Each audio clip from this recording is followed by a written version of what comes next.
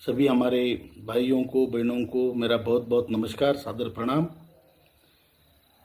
आपने जो पूछा तो ये बिल्कुल सही है कि आदरणीय श्रम मंत्री जी, आदरणीय वित्त मंत्री जी, इनसे हमारी मुलाकात हुई, दोनों से। मैं था, हमारे महासचिव जी थे। एक मीटिंग में तो आप स्वयं थे, दूसरे मीटिंग में बहुगुणा जी थे, पीएन पाटिल साहब थे, नरगुण साहब थे।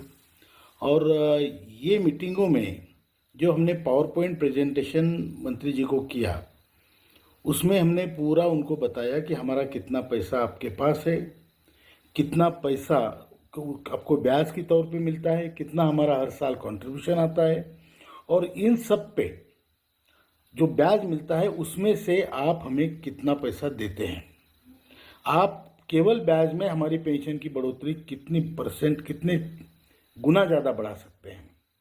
और जो वित्त मंत्री जी है उनसे भी हमने कहा कि आपको इस पेंशन को, पेंशनरों को मदद करनी चाहिए, जबकि आप बाकी पेंशन स्कीम्स में कंट्रीब्यूशन करते हैं तो इसमें भी आपको करना चाहिए।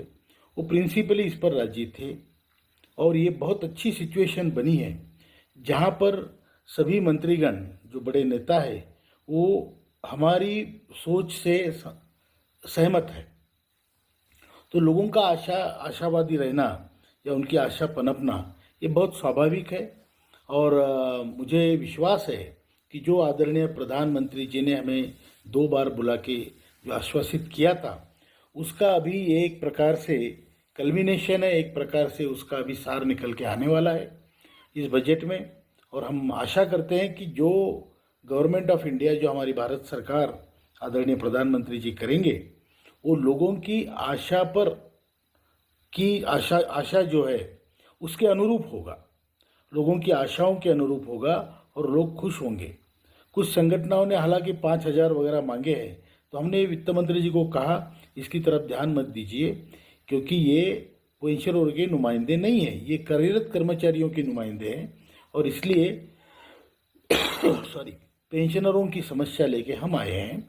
और हमारी जो 8 साल का संघर्ष है, 8 साल लगातार दिन रात, और वही मांग लेके चल रहे हैं, उसको हमने कोई बढ़ोतरी नहीं की। तो इसमें इसको कम मत कीजिए, इसको जो मांग है बिल्कुल जायज़ है, हमने सिद्ध भी किया है। और इसीलिए मुझे पूरी आशा है कि सरकार के अभी कोर्ट में बॉल है। तो जो लोगों की अपेक्षाएं हैं उस पर हमारी सरकार भी खरी उतरेगी और लोगों को उनके बहुत छोटी सी मांग है उतनी पूरी करेगी, उसमें कटौती नहीं करेगी, इसका मुझे पूरा विश्वास है। और लोगों को मैं कहना चाहता हूँ कि आशान्वित रहना कोई बुरी बात नहीं, अच्छी बात है। कई लोग संगठन के नाम पे प्राइवेट बिजनेस चलाते हैं, ये मतलब यही नहीं, हर जगह होता है और ये गलत बात है, ये नहीं होना चाहिए।